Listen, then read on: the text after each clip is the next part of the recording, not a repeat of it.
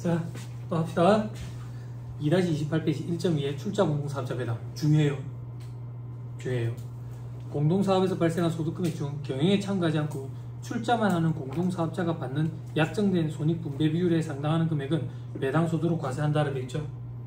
그죠? 자, 요건 뭐냐면 공동사업을 하는 거야. 공동사업. 그러면 이 공동사업장에서 발생한 소득을 둘이서 나눠 갖는다고. 손익분배 비율이 어떻게 되는데 5대5야. 그럼 5대5로 나눠가지고 사업소득 금액으로 과세가 된다고. 근데 알고 봤더니 저 사람은 돈만 내는 거야. 실질적으로 경영에 참가하는 게 아니라 돈만 갖다 댄다고. 그럼 뭐 돈만 갖다 대고 받는 거는 배당으로 봐버리겠다. 사업소득이 아니라 배당소득으로 보겠다고. 그러면 불이익 주는 거야. 왜? 사업소득은 필요경비를 차감하는데 배당소득은 차감 안 하니까. 그런 사람을 출자만 한 공동사업자다 그래서 출자 공동사업자. 이 사람들이 분배받는 거는 사업소득이 아니라 배당소득으로 보겠다는 얘기야. 됐죠? 그럼 어떤 밑에 별표시에 이런 사람은 출자 공동사업자가 아니다. 그러면 경영에 참가한 걸로 보겠다는 얘기지. 어떤 사람인데 동그라미 1번에 공동사업에 성명이나 상호를 쓰게 했대. 그럼 지가 책임지겠다는 얘기잖아. 동그라미 2번에 채무에 대해서 무한 책임을 지겠대. 지가 책임을 지는 거니까 요거는 참여한 거지. 됐죠? 자, 밑에 사례. 제조업을 경영하는 공동사업자 손익분배 비율 6대4래 2025년에 사업소득금액 1억이 발생됐대. 그럼 분배 6대4로 분배하면 6천 4천이지. 원래 둘 다 공동사업을 한다면 6천 4천 다 사업소득금액이라고. 근데 B가 출자만 하는 공동사업자래. 4천만 원에 대해서는 배당소득으로 과세하겠다는 얘기야. 그러면 마지막 귀속 시기를 봐야 된다고. 아까 배당소득 귀속 시기 할 때 출자 공동사업자 배당은 사업연도 종료일을 낸다고. 됐죠? 시험 문제에 어떻게 나오는데? 항상 이렇게 나온다. 이 분배되는 소득금액 4천만 원은 2026년 1월에 받았다 이란다고. 그래도 2025년에 귀속돼. 됐죠? 오케이. 그리고 밑에 별표시 1번. 소득구분은 배당소득이지만 종소세 계산할 때 사업소득과 유사하게 처리해. 그게 무슨 말인지는 종소세 제일 끝부분에 가면 알게 돼. 그리고 동그라미 2번. 원천징수 세율 25%로 하겠대. 제재를 가하는 거야. 됐죠? 됐습니다. 넘어갑니다. 1.3에 법령으로 정한 집합투자기구로부터 이익. 이것도 잘 나와요. 집합투자기구가 뭔데? 이렇게 있죠. 뭐 저거 돼 있죠. 그죠? 이게 뭔데? 펀드다 이렇게 생각하면 돼. 펀드, 집합투자기구는 여러분들 그 종잣돈 그거를 싹 다 모아가지고 채권형에 투자를 한다. 혹은 주식형에 투자를 한다. 혹은 혼합형에 투자를 한다. 채권형에 투자해가지고 분배금 여러분들한테 주고, 주식형에 투자해가지고 분배금 여러분들한테 주고.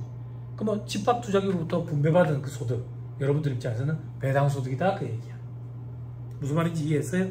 됐죠? 자, 그런데 배당소득으로 과세하는데 다음 문제. 괄호 3번에 이해를 봐야 돼.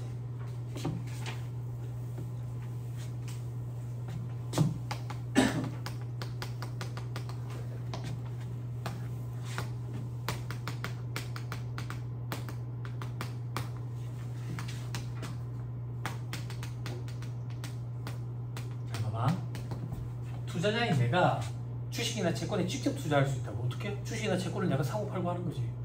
그리고 간접 투자는 뭔데? 방금 얘기했던 대로 집합 투자기구를 이용하는 거야. 펀드나 이런 걸 이용해서 이걸 동시에 비교하면서 봐야 돼. 자, 첫 번째 상장 주식 매매 차익.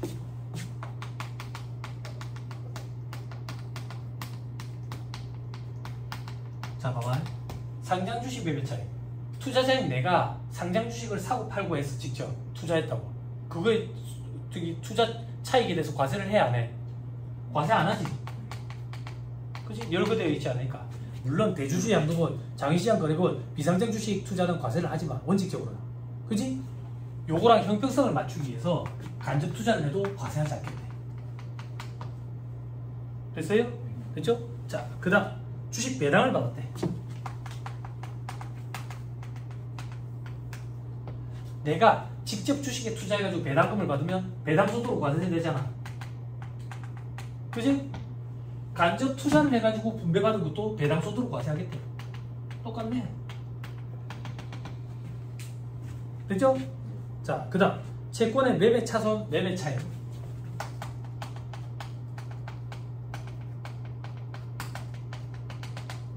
개인이 직접 채권 매매 차익이 생겼다. 과세 제외됐지. 그지? 환매조건부 채권의 즉 환매조건부 채권의 매매 차익만 과세한다 했잖아. 그거 말고 채권의 매매 차익은 과세 안 하지. 7번 채권의 매매 차익에 대해서 과세 안 하니까 손실도 인정 안 하는 거지. 반영 안 해주는 거지. 그지? 그런데 간접 투자를 하면 과세를 해. 무슨 소득으로 과세한다고 돼 있어? 배당 소득으로 과세한다고. 그런데 매매 차익만 인정해 주는 게 아니라 매매 차손도 인정해 주겠대. 손실 본 것도 인정해 주겠대. 네팅 해가지고 따져보겠다는 얘기. 됐죠? 됐죠?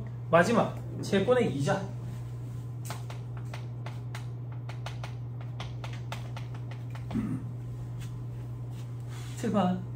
내가 개인적으로 채권에 투자를 해서 그래서 거기서 이자가 발생됐네? 이자 소득으로 과세되잖아. 그지? 근데 간접 투자를 해가지고 채권에서 이자 발생된 거 분배받았대. 배당 소득으로 과세돼. 과세되는 건 맞지만 배당 소득으로 과세돼.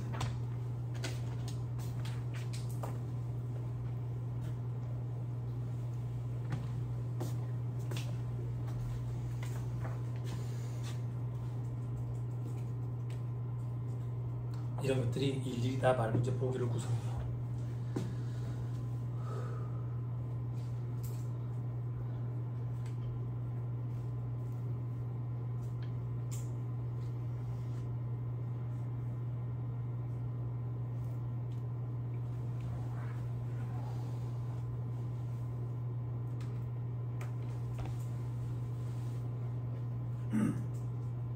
돼서요? 자, 앞페이지로 돌아오세요. 이제 2-29페이지. 자, 집합투자기록대입 중 국내외에서 받는 법령으로 정한 집합투자기록대입 이익 과세 방법 돼 있죠? 그죠? 자, 밑에 내려가 보자. 밑에 내려가면 소득 구분은 배당소득으로 과세한다. 칠판 배당소득이다. 배당소득. 그치? 자, 계산하는 방법 돼 있죠? 계산 방법. 집합투자기록부터 이익은 각종 보수 수수료 등을 뺀 금액이다. 칠판 이해시켜줄게. 자, 배당소득은 총 수익 금액에서 필요경비 차감하는데 필요경비 있어도 차감을 해야 돼. 안 하지. 그지? 배당소득 여기서 간접투자가 1,000원을 받았대. 근데 여기에 수수료 100원을 떼더래. 그럼 여기에 100원을 집어넣으면 뺄 수 있어 없어? 못 빼지. 그래서 여기서 빼는 거야. 그래서 수수료를 뺀 금액이 총수익 금액에 들어간다고. 됐어요? 됐죠? 오케이. 반영해주기 위해서다 이렇게 생각하면 돼. 그렇죠? 그 다음에 과세 대상에서 제외하는 것. 다음 주식 등의 거래뿐만 아니라 여러분 평가도 체크해놔. 수험생들이 거래까지만 암기하는 경우가 많아. 평가로 인한 손익도 과세 제외야. 어떤 거? 상장 주식 매매뿐만 아니라 평가로 인한 손익도 과세 제외야. 됐죠? 그리고 벤처기업 주식도 제외래. 그러면 다음 자산 거래 평가로 인한 손익은 과세 대상이래. 비상장 주식. 됐어요? 자, 그게 무슨 말인데? 이거 봐봐. 상장 주식 매매 차익 과세 제외니까 과세 제외라고. 상장 주식이 아닌 거는 과세를 한다 그 얘기라고. 됐죠? 됐죠? 자, 그리고 이거 봐봐. 조금만 더. 그럼 요게 만약에 비상장 주식이면 직접 투자하면 양도소득으로 과세해. 얘는 배당소득으로 과세되겠지. 그렇죠? 그리고 벤처기업 밑에 동그라미 2번 채권. 됐죠? 여기 있대. 배당소득 과세 채권. 나머지 보지 마세요. 신설이라고 되어 있지만 너무 구석져요. 다음 페이지 줄 치지 말고 눈으로 따라오세요. 2-30페이지 맨 위에 별표시 1번 법령으로 정한 집합투자기구가 뭐냐. 설정일로부터 매년 1회 이상 결산 분배할 것을 등 소득세법 시행령에서 정하는 요건을 모두 갖춘 집합투자기구를 말한다. 다만 국에서 설정된 집합투자기구는 요건을 갖추지 않은 경우에도 요건을 갖춘 걸로 보겠다. 참고로 범위에 계약형이 있고 회사형이 있다더라. 이게 뭔데? 다음 페이지 맨 위에 정리 봐봐. 집합투자기구가 적격 집합투자기구가 있고 비적격이 있고 9개가 있더라. 적격이면 뭐 계약형이든 회사형이든 상관없이 배당소득으로 과세하고, 비적격이면 구분이 되고, 뭐 9개면 전부 다 과세한다 이렇게 돼 있는데 쳐다도 보지 마. 뭔 소리인지 몰라. 나 관심도 없어. 됐죠? 됐어요? 자, 밑에 비교 정리에 신탁이익에 관한 과세 방법. 공익신탁이익 비과세. 법인세법 할 때 공익신탁이익 기억나요? 비과세 했던 거? 소득세법도 똑같아. 공익신탁이익은 비과세라고. 그리고 동그라미 2번 투자신탁이익. 그 중에 집합투자기로부터 이익은 배당소득이라고 치고.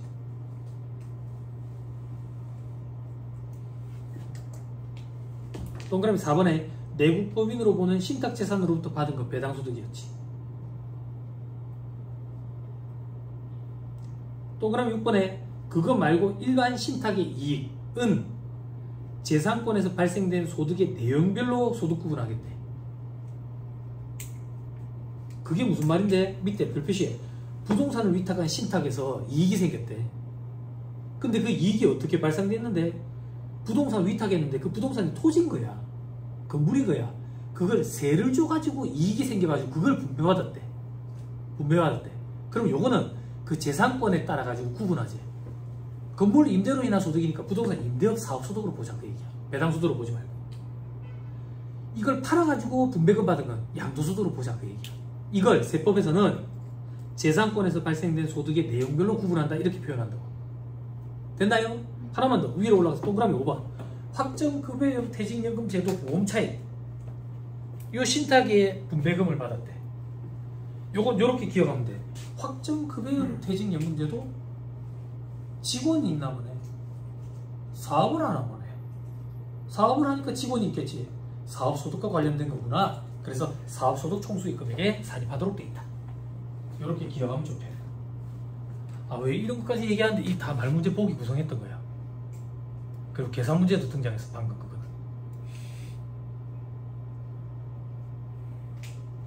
됐죠? 신탁의 이익은 이거야. 뭘 맡겨놔놓고 분배금 받았다고요? 그럼 분배금 받은 걸 무슨 소득으로 볼 거냐? 그 신탁, 맡긴 재산을 어떤 형태로 굴려서 어떤 소득이 발생돼가지고 그 소득 중에 일부를 분배받았냐 이거야. 부동산 임대를 하면서 소득이 발생한 걸 분배받으면 부동산 임대소득으로 하자. 양도하면서 양도소득에 대해서 분배받았다. 그럼 양도소득을 보자 그 얘기야. 됐죠? 그걸 세법에서는 재산권에서 발생된 소득의 내용별로 구분한다 이렇게 표현한다 그 얘기야.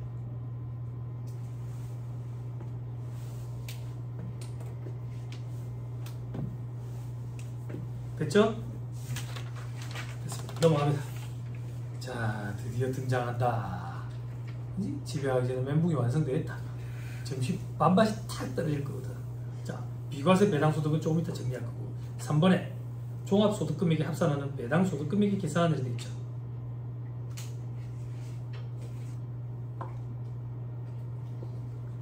그죠? 자, 배당소득은 총수익금액에서 필요금액을 빼지 않아. 그런데 뭘 더한다고 되어 있죠? 그로스업 뭐 이런 걸 더한다고. 그로스업 이게 뭔데? 저 밑에 이해한 거. 이해.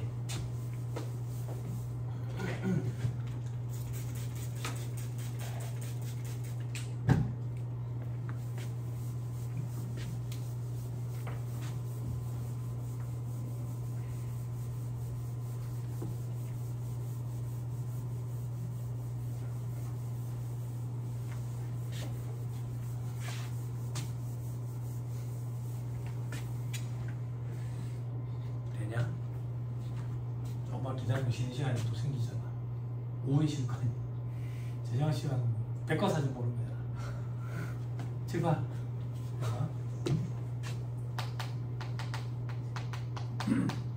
법인에서 소득이 생겨가지고 배당을 준다고.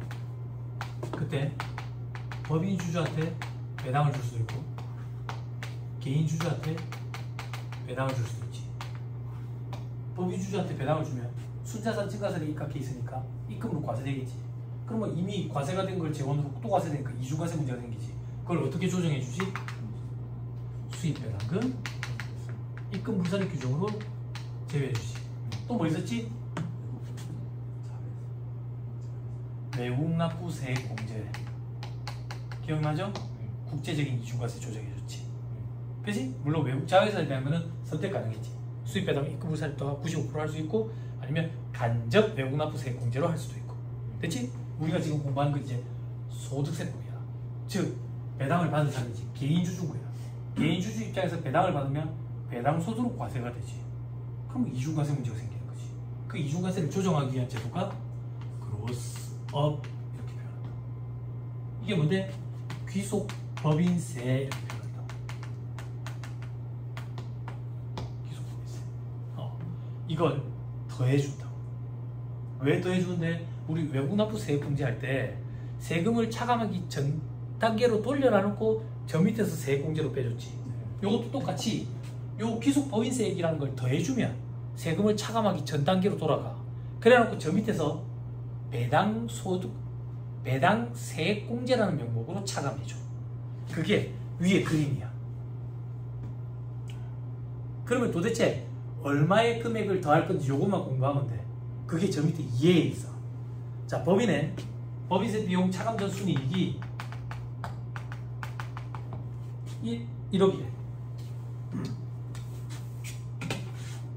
1억. 그럼 법인세가 얼만데? 9% 적용할게. 900. 그럼 세후 금액이 얼만데? 9,100. 극단적으로 가정할게요. 극단적으로 1인 주주, 개인 주주인데 매달 100% 다 했어. 그러면 개인 입장에서는, 개인 주주 입장에서는 9,100만 원을 배당으로 받았지. 그지? 근데 이중과세로 조정해줘야 된다며. 조정하려면 세금을 차감하기 전 단계로 돌려야지. 세금을 차감하기 전 단계로 돌리려면 900만 원을 다시 더해야지. 그래서 1억으로 맞춰놔놓고 요 900만 원을 저 밑에서 배당 세액 공제라는 명목으로 빼줄 거라. 그지? 근데 우리는 지금 900만 원을 지금 보고 있잖아. 그래서 그렇지. 우리는 실질적으로 현업에서는 9,100만 원밖에 모르거든. 9,100만 원을 가지고 900만 원을 뽑아내야 되는 거야. 그럼 이렇게 계산한다고. 9,100만 원이 어떻게 나올 건데? 9,100만 원은 9,100만 원은 세율 100%로 따졌을 때 그 중에 법인세 세율 9% 차감한 거. 그 중에 9%에 해당하는 거. 됐어요? 이게 무슨 말인데? 9,100만 원은 9%를 차감한 후의 금액이잖아. 근데 우리가 알고 싶은 건 9%잖아. 돼? 100%, 9%, 요거는 100%에서 9% 뺀 거. 100%에서 9% 뺀 게 9,100이래. 그럼 우리는 9%가 알고 싶다. 900이. 그지? 그럼 앞으로 우리는 배당 받은 거에 요 숫자를 꼭 하면 되겠네. 요 숫자가 약 10%야. 이게 예전에는 12%였고 11%로 줄었다가 다시 10%로 줄었어. 내년이 되면 법인세 세율이 10%로 올라가게 되면 이게 그로스업 세율이 11%로 다시 증가할 거야. 일단 내년이 돼서 보자고. 지금은 10%로 하자고. 됐지? 됐지? 그럼 이제 조 교수님 짜증난다고. 어떤 짜증? 저 멍청한 놈 저거. 야, 니 10% 곱해봐라. 이게 900이지. 10% 곱해봐라. 910이잖아. 대략. 그럼 장난하나 지금. 뭐가? 그러면 대략이면 이중과세 문제도 완벽하게 조정이 안 되는 게 맞아. 그렇지만 그게 어디야. 하나 더. 야, 법인세 세율이 9%만 있나?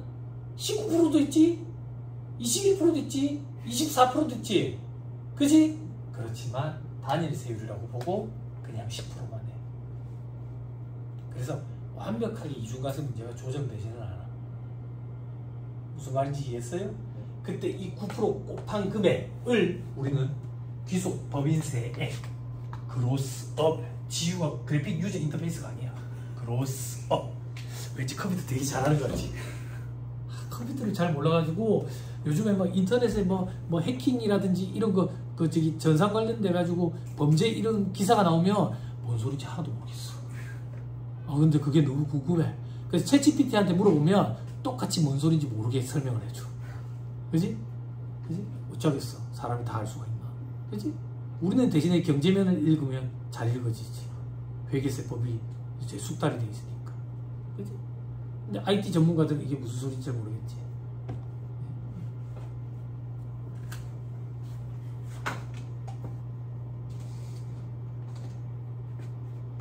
아니, 저희 와이프가 지금 중국 가 있어. 그래서 캄보디아 저 사건 벌어지니까 내가 걱정이 너무 많이 되는 거야. 그러다 조금 외진데 가 있어. 외진데 가 있으니까 중국에 아무리 요즘에 많이 그렇게 돼도 개방이 돼도 그 와이파이 안 터지는 거야. 와이파이 없어. 근데 세상이 좋아진 게 여기 나이 친구들 알지 모르겠는데 VPN? 그건 뭐 하는 거야? 오해하는 건데. 그걸 돈을 주고 결제를 하니까 와이파이가 되는 것 같던데. 그래서 공항에서 그거를 구매해가지고 그러면 이제 핸드폰 요금에 이제 같이 청구가 되나 봐. VPN이라더라. VPN. 그러면 이제 우리 그 5G처럼 막 이렇게 되는 건가 봐. 막 카톡이 계속 되더라고. 사막인데. 사막이 가 있어. 아, 중국에서 사막이 있거든. 세계에서 두 번째 큰가? VPN이라고 해요. VPN. 그런 게 좀 궁금하더라고요. 당근마켓 이런 데 보면 컴퓨터 본체가 엄청 고성능 본체가 한 번씩 올라와. 고성능 본체가 코어가 40개? 스레드가 뭐 하는 건지 몰라도 80개? 그래서 내가 그런 게 있나? 나는 코어가 10몇 개인데 40개 이런 게 있나? 나 컴퓨터 좋은 거라고 생각했는데 이랬는데 그게 뭘 하는 거라던데. 뭐 하는 거라더라? 그 사람들 그 데이터를 대신 저장해주고 돈을 받는 게 있더라. 그러니까 우리 그 가상 공간에 저장을 하고 요금을 내잖아. 내가 그 가상 공간을 운영을 하는 거야. 그런 개념으로 그렇게 사용하는 컴퓨터가 있더라. 완전 초고성능들 워크스테이션보다 더 그런 것 같더라. 그래서 나는 이게 이런 컴퓨터가 존재하나 싶어서 챗GPT한테 막 물어봤지. 이게 무슨 용도야? 그러니까 뭐 이러더라고. 그래. 40코어에 80스레드라는데 그러니까 저 고성능이라고 막 이래 소개를 해주더라고. 그런 게 당근마켓에 막 거래가 돼. 70만원 80만원 이렇게 원체가. 그래서 나는 그게 궁금한 거야. 뭐 하는 사람이지? 이런 컴퓨터를 쓰는 사람은 좀 궁금하더라고. 게임을 그 정도로 해야 되나?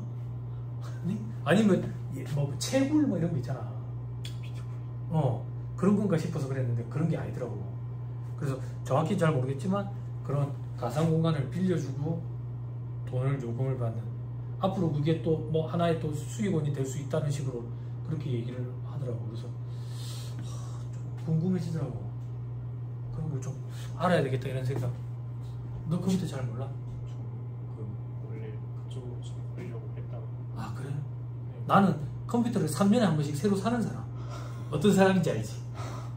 포맷 그거 할 줄 몰라가지고 2만원 주고 포맷 시켜달라고 하는 사람. 어떤 사람인지 알겠지? 그치? 컴퓨터 처음에 켰는데 검은 화면 이제 나오면 이제 고장난 줄 아는 사람. 이제 하늘이 나와야 돼. 프리도스 이런 거 싫어하는 사람. DIR 슬래시 W 이런 거 싫어하는 사람.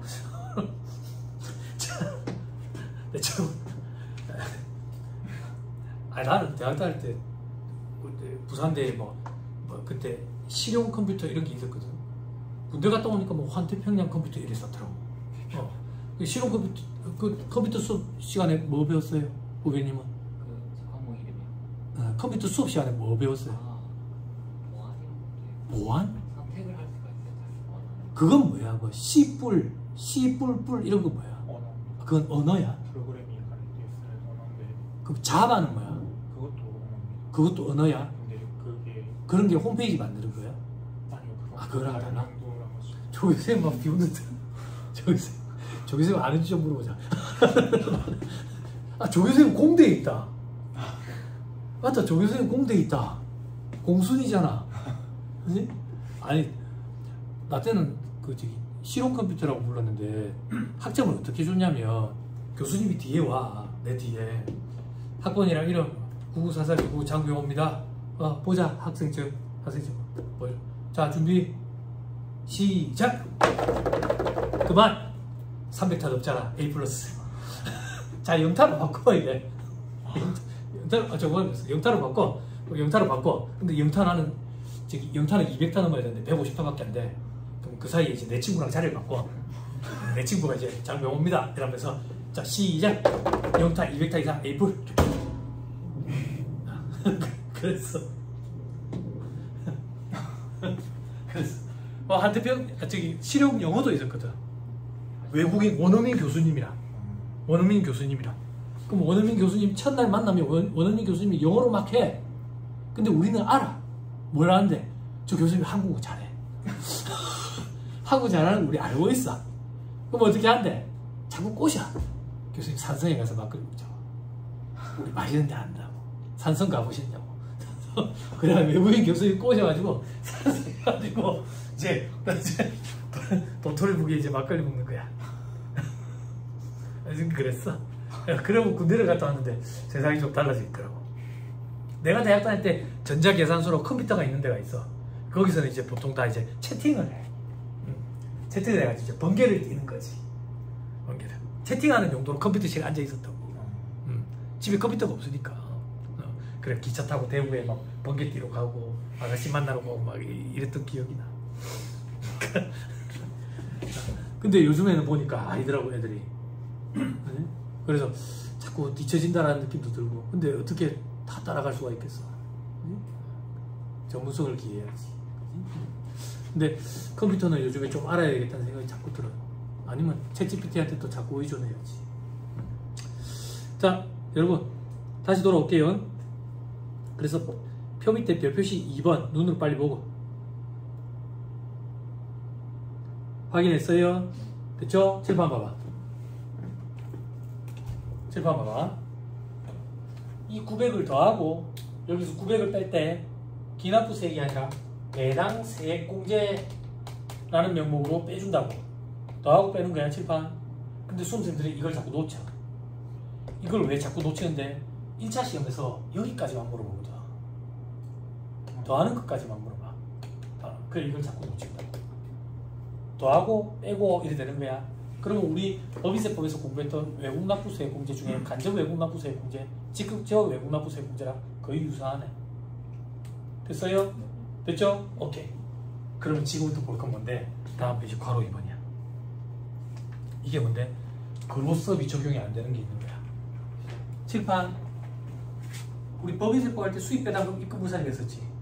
수입배당금 입금부산이 적용 배제되는 것들이 있었지. 1차 시험에서 그걸 많이 건드린다지. 느낌이 팍 오지. 1차 시험에서는 근로수업 적용 배제를 건드려. 그럼 이거를 적용하려면 암기해야지. 이게 머릿속에 돌아가고 있어요. 머릿속에. 됐죠? 그런데 수입배당 입금부산 적용 배제랑 거의 유사하다고. 자 봐봐. 근로수업 적용이 되지 않는 배당의 요건을 일단 봐야 돼. 요건은 지급하는 법인이 내국법인이어야 돼. 그럼 외국법인과는 이중과세 문제가 없나요? 있지만 외국납부세액공제라는 규정으로 조정해 주거든. 그래서 배제야. 그리고 밑에 요건 2번에 지급받는 배당이 지급하는 법인에게 법인세가 과세된 소득을 재원으로 해야 돼.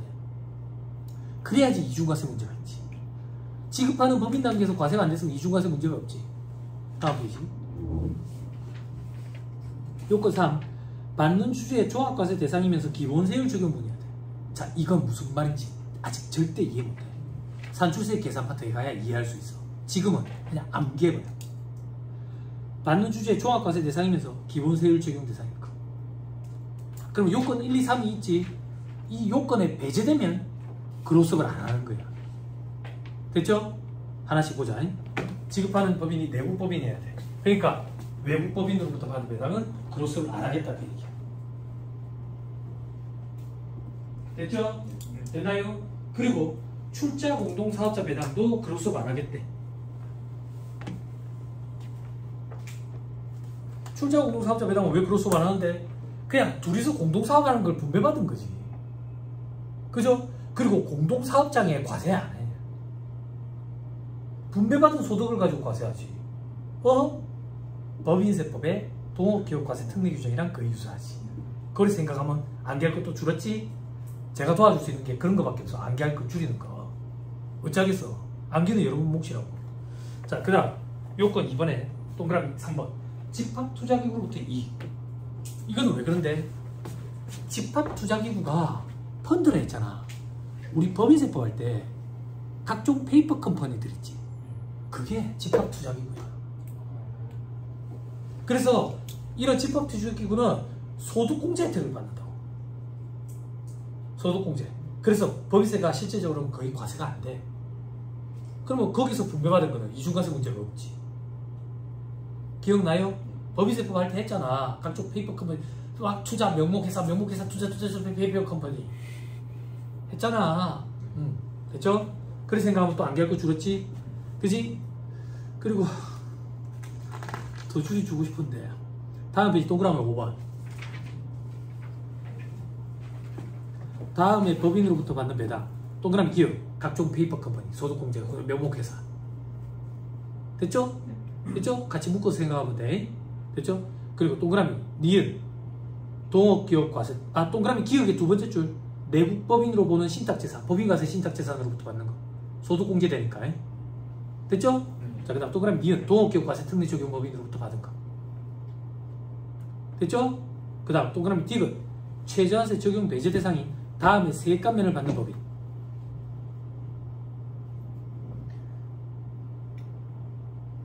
됐죠? 법인세법에서 뭐라 했지? 100% 감면을 적용받는 경우에 한정한다 이랬었지. 소득세법엔 그런 게 없어요. 자, 어떤 법인인데 수도권 밖으로 본사를 이전하는 법인에 대한 세감면.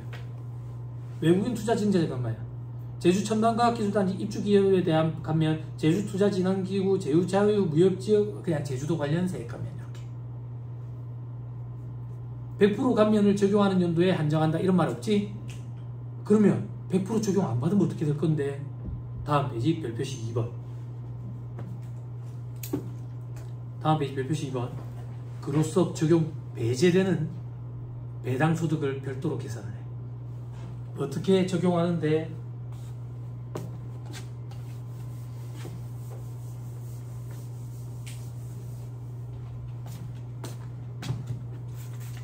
어떻게 해야 돼? 이거 못 잡으면 1차 시험, 2차 시험 다 안 돼.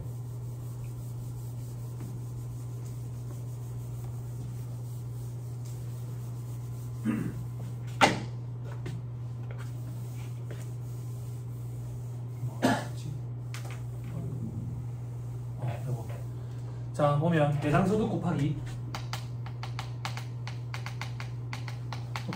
직전 2개 사업연도에 총 소득금액 합계 분의 직전 2개 사업연도에 감면 대상 소득금액. 여기에 감면율을 곱해. 요렇게 계산한 금액이 그로스업 적용 배제야. 그럼 나머지는 그로스업 적용을 하는 거야. 여기까지 됐어요? 칠판 스트레스 받을 필요 없어. 뭐 얘가 얼마인지 시험 문제에 보기에 주어져. 얘도 얼마인지 주어진다. 감면율도 주어져. 요 산식만 기억했다가 곱하면 돼. 됐어요? 소득세법에서 그로스업 규정 나오면 요거 꼭 같이 등장해.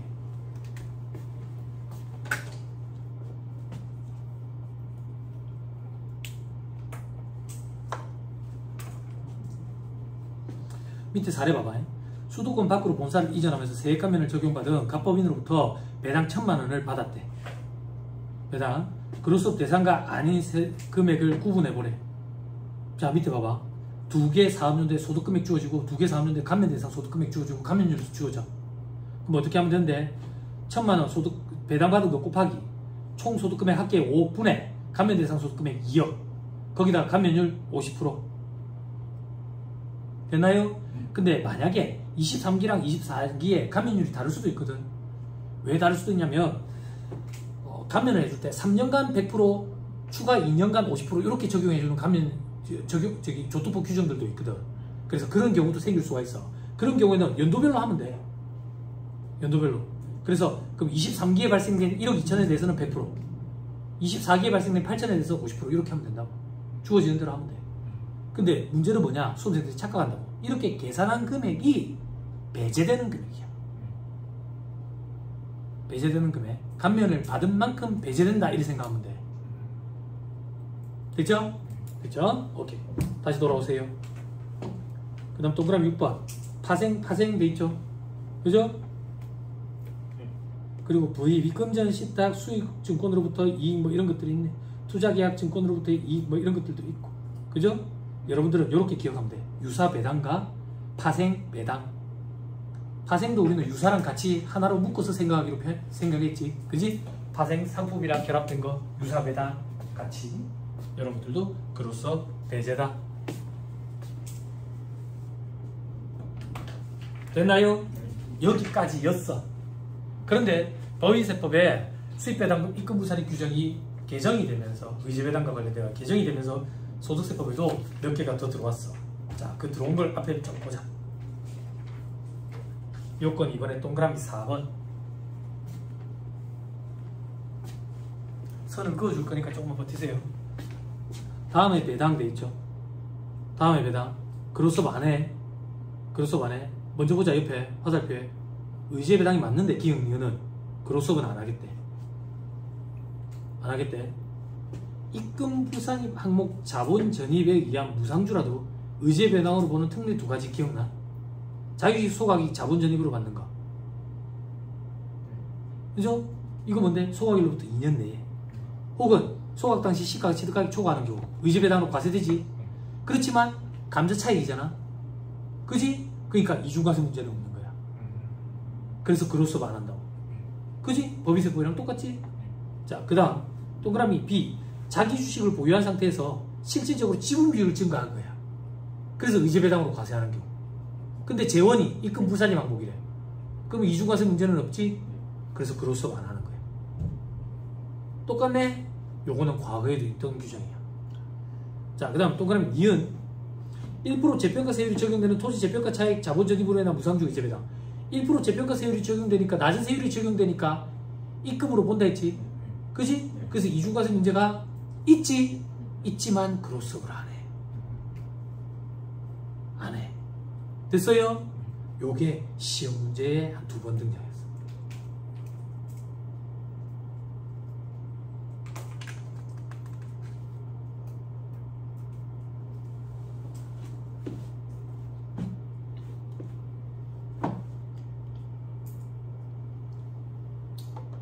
됐죠? 그 다음 이제 개정된 거야. 자산 재평가법 위반해가지고 재평가 적립금 감액해서 받는 배당. 요거 의제 배당으로 과세되는 거 기억나요? 요? 그래서 요거는 그로스업을 안 하겠다.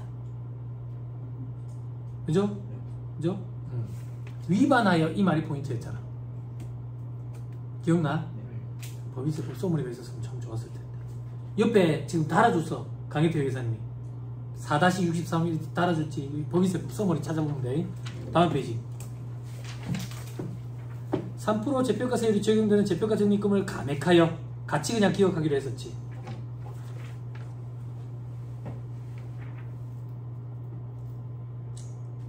됐죠? 됐죠? 자, 그리고 동그라미 미음. 법인의 소득에 법인세가 과세되지 아니한 배당으로서 자본의 감소로 인해서 주주가 취득하는 자산가액이 당초 주식의 취득가액을 초과하는 금액. 요게 뭐였지? 어? 어? 아니 이게 뭐였어? 자본 감소로 인해서 받는 대가에서 취득가액 차감한 거. 감소 차익이었잖아. 기억나?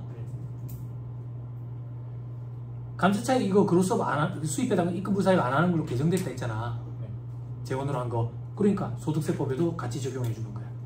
조정 안 하는 걸로. 됐어요? 내가 이렇게까지밖에 못 도와줘. 이제 여러분 몫이야. 여러분 몫이야.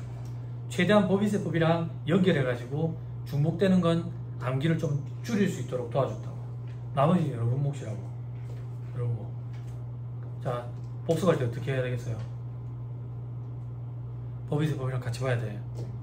그지? 귀찮아가 요것만 보면 생짜배기로 암기하게 돼. 그러면 법인세법이 흔들린다. 법인세법이 흔들린다. 그렇죠? 자, 마지막 요건 3번. 받는 주주의 종합과세 대상이면서 기본세율 적용 대상이어야 돼. 요거에 제외되는 건 기본세율 적용 대상이 아닌 거야. 어떤 거? 분리과세 되는 거. 분리과세 된다는 얘기는 종합과세 안 되는 거야. 안 되는 거야. 봐봐. 여기 계산구조에 집어넣어야지 더하고 빼고를 할 거야. 계산구조에 안 집어넣는데 뭘 더하고 빼고 해. 됐죠? 그 다음 동그라미 8번.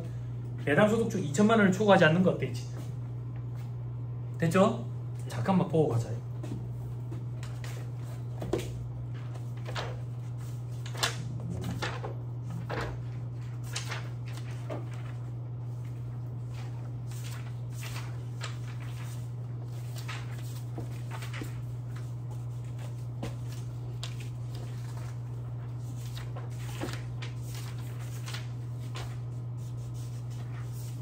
(2-45페이지) 2-44페이지.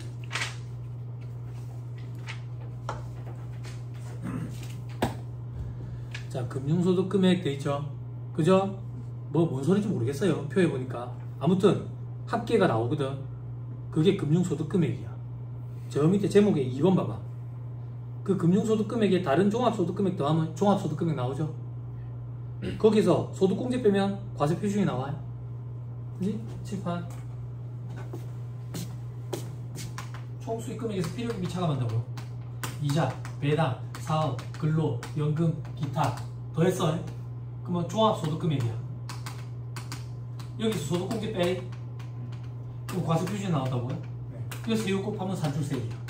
그 얘기하는 거야. 됐어요? 네. 그럼 소득공제 빼니까 과세 표준 나오고, 과세 표준에 산출세 계산한다고요. 산출세 계산할 때 괄호 1번 봐봐. 금융소득이 2천만 원을 초과하는 경우에는 둘 중에 큰 거 돼 있죠. 아직 뭔 소리인지 모르겠어요. 뭔 소리인지 모르겠는데 산출세 계산하는 산식은 동그라미 1번이 원칙이야. 동그라미 1번. 동그라미 1번에 얼마에 몇 프로 곱한다 돼 있어? 2천만 원에 14% 곱한다 돼 있죠. 그리고 원래 과표에서 2천만 원 뺀 거에 기본세율 적용한다. 됐어요? 네. 됐어요? 자, 칠판. 조금 이따 공부할 건데 금융소득은 2천만 원을 초과하는 경우에 종합과세 대상이 되거든. 그럼 2천만 원이 안 되면 종합과세 계산구조에 안 집어넣어. 그럼 2천만 원이 지금 초과된 거야. 그러니까 종합과세 계산구조에 집어넣거든. 근데 산출세 계산할 때 금융소득 2천만 원까지는 14%를 적용한대. 금융소득의 원칙적인 원천지수 세율은 몇 프로인데? 14%. 만약에 이 금융소득이 분리과세 대상이라면 몇 프로만 세금을 떼고 과세 문제가 종결이 돼? 14%. 분리과세라는 얘기는 원천징수로 과세 문제가 종결이 되는 거잖아. 그때 원천징수 세율이 14%거든. 14%. 근데 지금 분리과세가 아니래. 종합과세래. 종합과세 되는데 2천만 원은 14%를 적용한대. 그러면 2천만 원은 종합과세를 하지만 분리과세랑 효과가 똑같은 거야. 원래 분리과세하면 종합소득세 계산구조에 넣어 안 넣어? 안 넣지. 안 넣으면 그로스업이라는 걸 해 안 해? 안 하지. 그거랑 형평성을 맞추기 위해서 이 2천만 원을 구성하는 금융소득은 그로스업을 안 해. 그게 요건 3이야. 돌아오세요.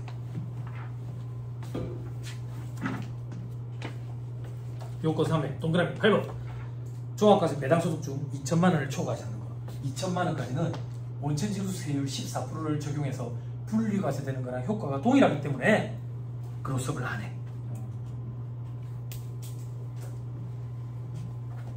됐어요? 됐어요? 됐죠? 그럼 어떤 문제가 생긴대? 이런 문제가 생기는 거야. 이자와 배당소득을 합계했더니 3천만 원이야. 근데 이 중에 2천만 원은 14%를 적용한대. 이 14% 적용하는 거는 그로스업을 안 한다 했어. 뭐가 이 2천만 원을 먼저 구성하는지 순서를 정해놓고 있다고. 무슨 말인지 이해했어요? 요것도 암기해야 돼. 넘어가면 자, 2-36의 금융소득의 과세 방법.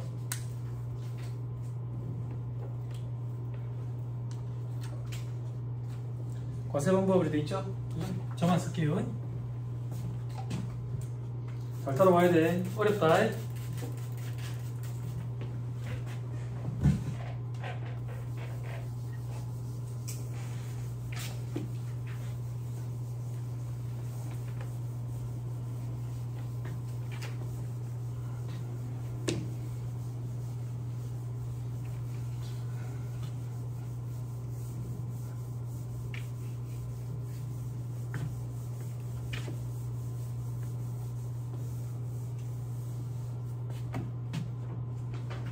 자, 칠판 이자소득, 배당소득. 이자와 배당소득에 무조건 분리과세 소득이라는 게 있어. 얘들은 원천직수로 과세 문제가 종결되는 거야. 생각할 필요도 없지. 그지? 그리고 무조건 종합과세 대상 소득이라는 게 있어. 얘들은 무조건 종합과세 대상인가요? 예, 종합소득세 계산구조에 넣는다 그 얘기야. 요거 말고 비과세되는 것도 있어. 됐지? 그러면 비과세도 아니고 무조건 분리과세도 아니고 무조건 종합과세도 아니면 뭔데? 전부 다 조건부 과세 대상 이렇게 표현해.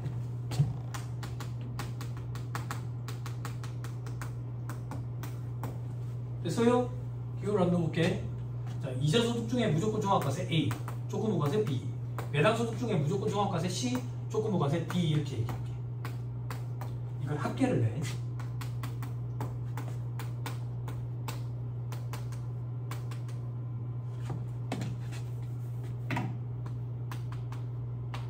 이 합계액이 2천만 원을 초과하면 종합과세. 2천만 원을 종합하면 종합과세 한다는 얘기가 뭔데? A, B, C, D 모두 종합과세 한다. 됐어요? 네. 그런데 만약에 2천만 원을 초과하지 아니하면, 즉 2천만 원 이하면 어떻게 되는데?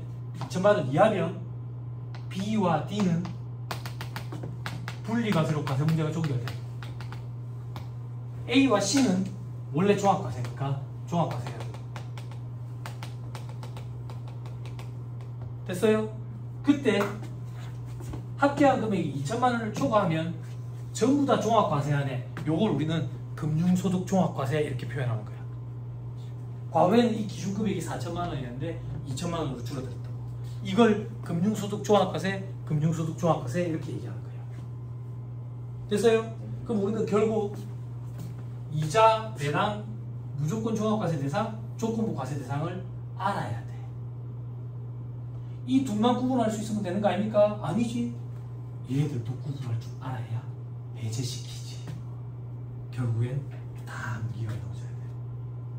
이게 암기가 안 돼 있으면 계산 구조에 넣을 수가 없지. 시험 문제에 뭐가 나오는데요? 종합과세 대상이 되는 이자, 배당, 소득 금액을 계산해라 이라 나온다고. 됐어요? 그러면 결국 우리는 얘도 알아야 되고, 얘도 알아야 되고, 얘도 알아야 되고, 얘도 알아야 되고, 다 알아야 된다. 근데 계산 구조에 보니까 요 밑에 출자 공동사업자 배당이 돼 있네. 그지? 출자 공동사업자 배당은 무조건 종합과세 돼. 앞에서 했지. 그리고 금융소득 2천만 원 초과 여부를 판단할 때 포함시키지 않아. 됐어요?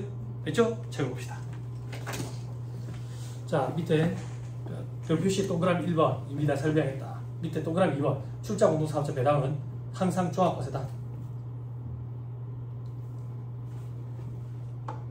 됐어요? 자, 이제 밑에 2번에 괄호 1번 제목이 뭐라고 되어 있어요? 여기야, 여기. 이것에 엄청나게 많지? 엄청나게. 이거 나도 다 모른다. 근데 이게 과거 규정들이 많아. 그래서 파란 글씨 위주로만 모으면 돼. 걱정하지 마. 됐죠? 자, 밑에 동그라미 1번 공익신탁이익 법인세 보이랑 똑같네. 됐죠? 개인 종합자산관리 계좌에서 받는 200만원, 400만원까지 이자 배당돼 있죠. 개인 종합자산관리 계좌가 뭔데? ISA 계좌, 만능통장이라고 표현하던 거 있죠. 그죠? 여기서 이자가 200만원, 400만원까지 발생하면 과세를 안 해. 이자가 그거보다 더 많이 발생하면 어떻게 되는데요? 9% 분리과세로 끝나. 그거 잠깐 보고 갈까? 2-40페이지. 2-40페이지.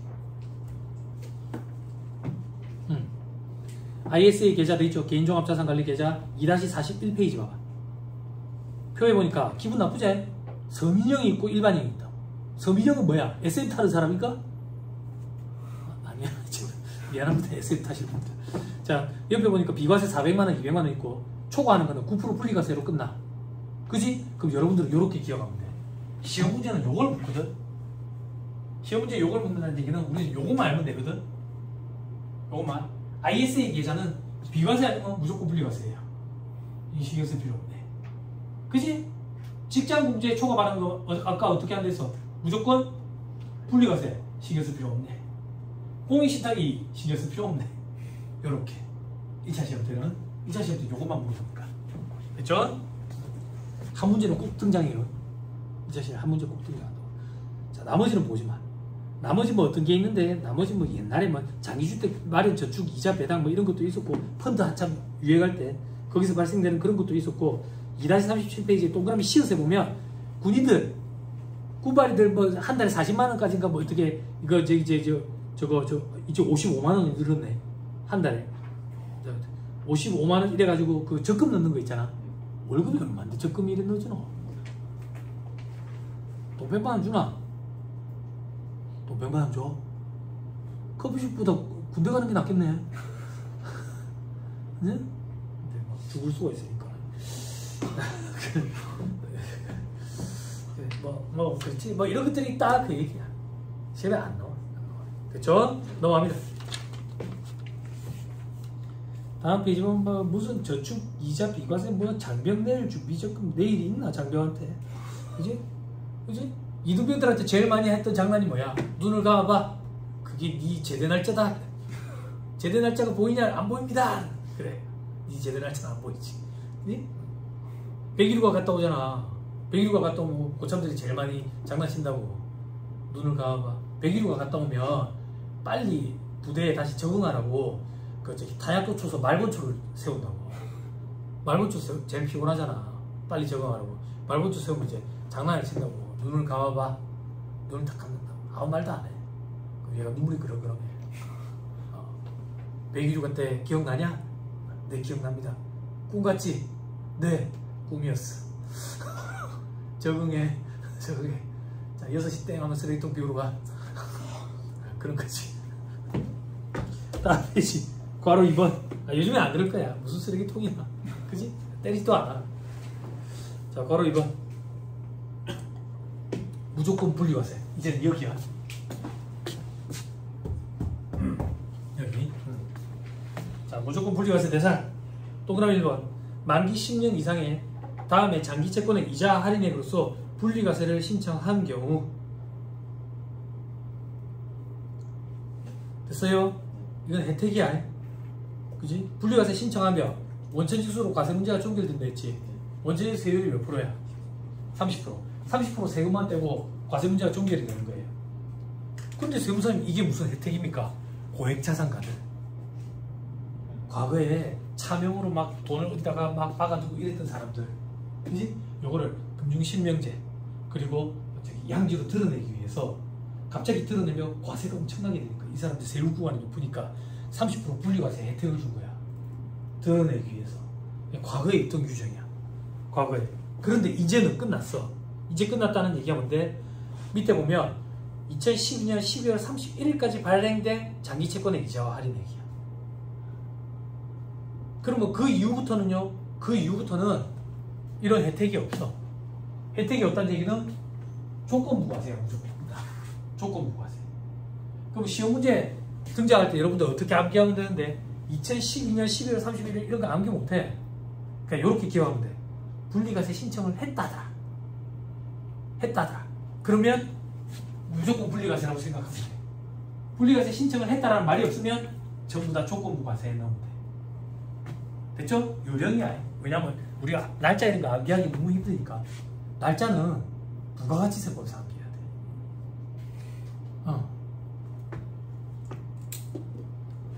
됐죠? 그래서 밑에 보니까 2018년 1월 1일 이후부터는 그냥 조건부 과세 이렇게 돼 있죠? 그죠? 신청할 수 없으니까 이런 표현도 기억할 필요 없어. 그냥 신청을 했다 그러면 분리과세다. 분리과세면 30%인 거 알 필요도 없다고. 기억에 집어넣지 않을 거니까. 그런 거 안 물어봐. 요것만 물어보니까. 그지? 자, 그 다음 동그라미 2번에 비실명 금융소득. 실명이 아닌 거. 이건 제재를 가는 거야. 어떻게? 제일 높은 세율 적용한다고. 그래서 45%.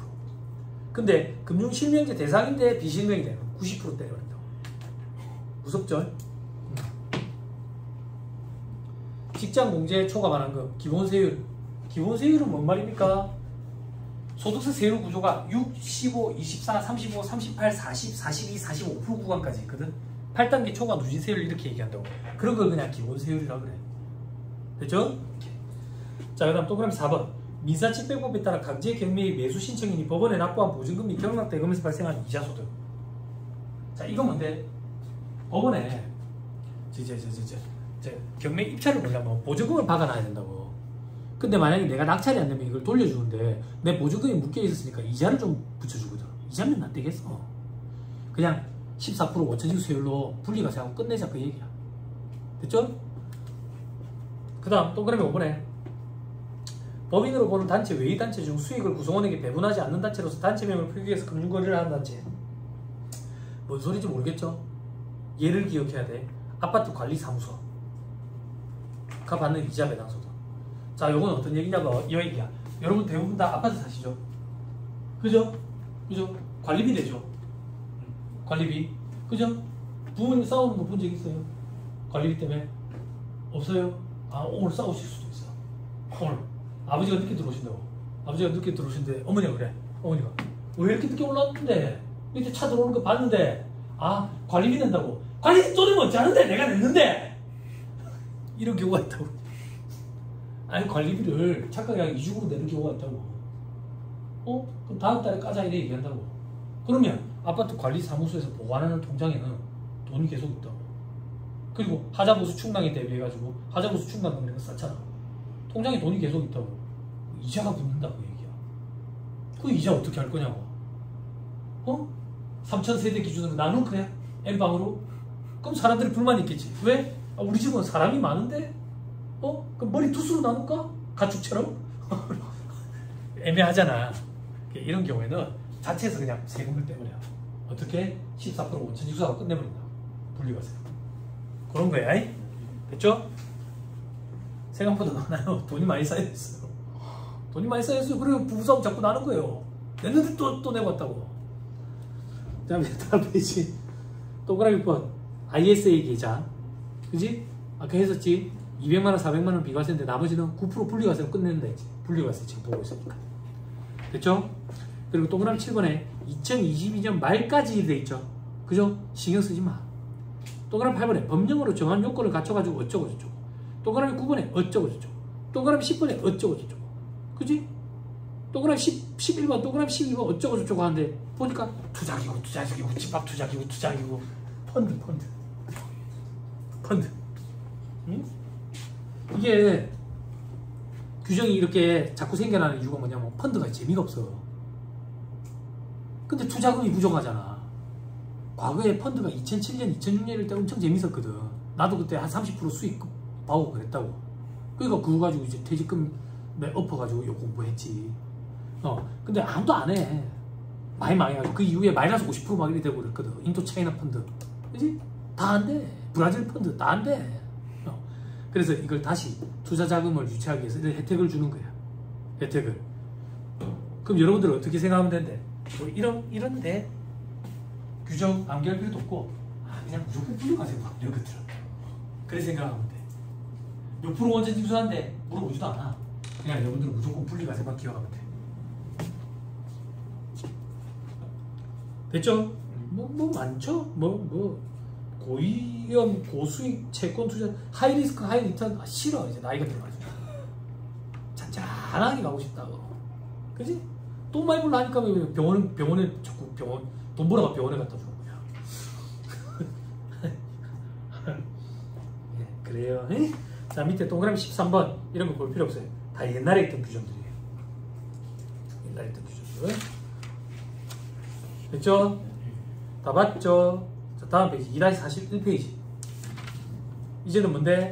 무조건 종합과세 대상. 이게 뭔데? 칠판 여기. 요거. 그럼 나머지는 다 조건부다고. 자, 국외 금융소득 중 국내에서 원천징수 안 됐대. 또는 또 그러면 이번에 국내 금융소득 중 원천징수가 안 됐대. 요건 어떻게 한계하는 거냐면 이렇게 한계하는 거야. 봐봐. 분리과세라는 얘기는 원천징수로 과세 문제가 종결이 되는 거잖아. 원천징수를 해야 분리과세가 가능한 거야. 원천징수를 한 적이 없대. 그럼 분리과세가 안 돼. 그럼 종합과세밖에 없어. 그치? 당연하지. 국내든 국외든 간에. 됐죠? 그런데 밑에 별표시에 국외 금융소득 중에 국내에서 지급을 대리하는 자가 원천징수를 했다네? 그러면 조건부과세예요. 미리 원천징수 한 거는 기납부 세액으로 나중에 빼주겠대. 국외에서 원천징수 했대. 이거는 종합과세하고 외국납부 세액 공제로 조정해준다고. 됐죠? 다음 페이지.